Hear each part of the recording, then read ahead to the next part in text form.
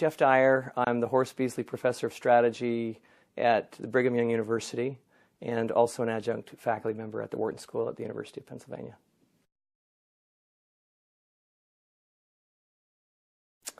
You know, I think that the biggest changes I've seen are around collaboration to create new ideas and sort of travel and communication, changing the way we are able to see new things, find new things, and be able to connect them to create new ideas. So 30, 40 years ago, people just didn't travel that much or couldn't communicate that easily with others from around the globe. So it was harder to find an idea in Italy like Howard Schultz did when he went to Italy and he went to these espresso bars and started observing, and he saw these these drinks that he'd never seen in the U.S. and it tasted so much better, and he thought, I got to take this back to the U.S.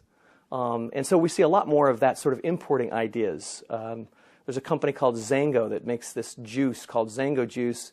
The founder, Joe Morton, got the idea when he was over in Malaysia and talking to Malaysians about these fruit products that seem to have all of these health properties.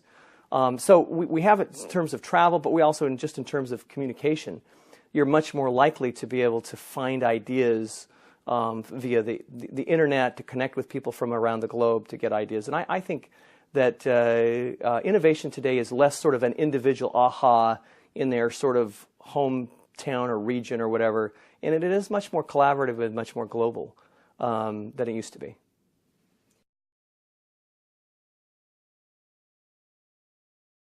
So it's an interesting question, because I think corporate entrepreneurs have to innovate around their existing set of resources and capabilities.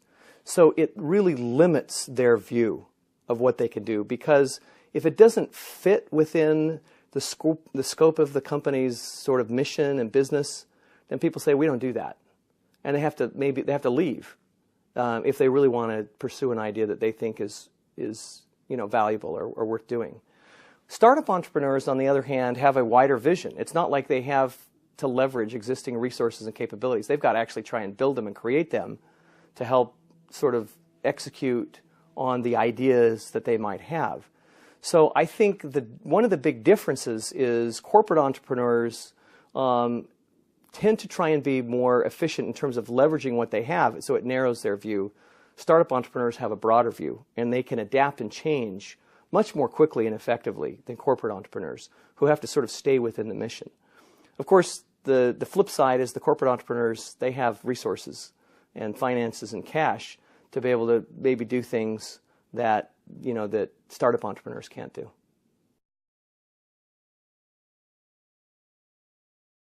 So in our project, and this is a project I've done with Hal Gregerson and Clayton Christensen. Hal Gregerson, a professor at INSEAD, Clayton Christensen, a professor at the Harvard Business School, which we call the Innovators' DNA and is in our book coming out in a couple months.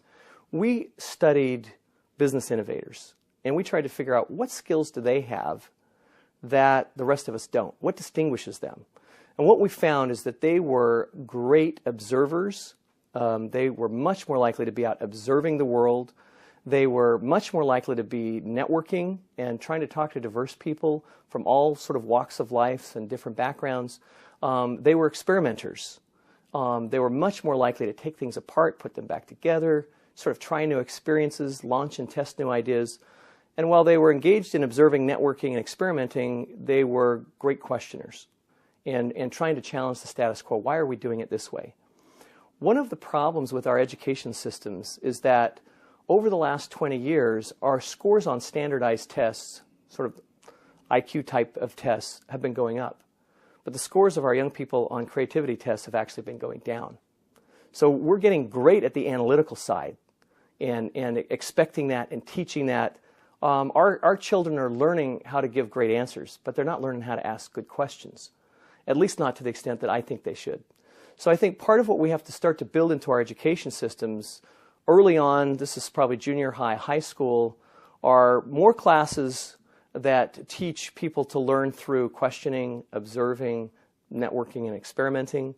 And we have to take that to the college level as well. I think in our MBA programs, our Masters of Business programs, we are pretty much dominated by courses who teach you how to do analysis, right? How to do planning, as opposed to the issues of how do I creatively solve this problem by going and doing some observations, and what observations would I do, and or how do I network to a variety of diverse people that might help me with solutions to this particular problem I'm facing, or what sort of little mini experiments could I do in order to test this idea, or how could I take this product or process apart and put it back together to see if I could figure out a new way, a better way to do it.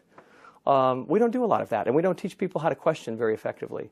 So I think in terms of having an impact on the U.S. economy, it really comes with education and changing in our education systems what we expect and what we teach our students, but then also hopefully that then helps translate into companies where they learn about how to build innovation capability in their human capital. And then hopefully that will help the companies to also be much more innovative.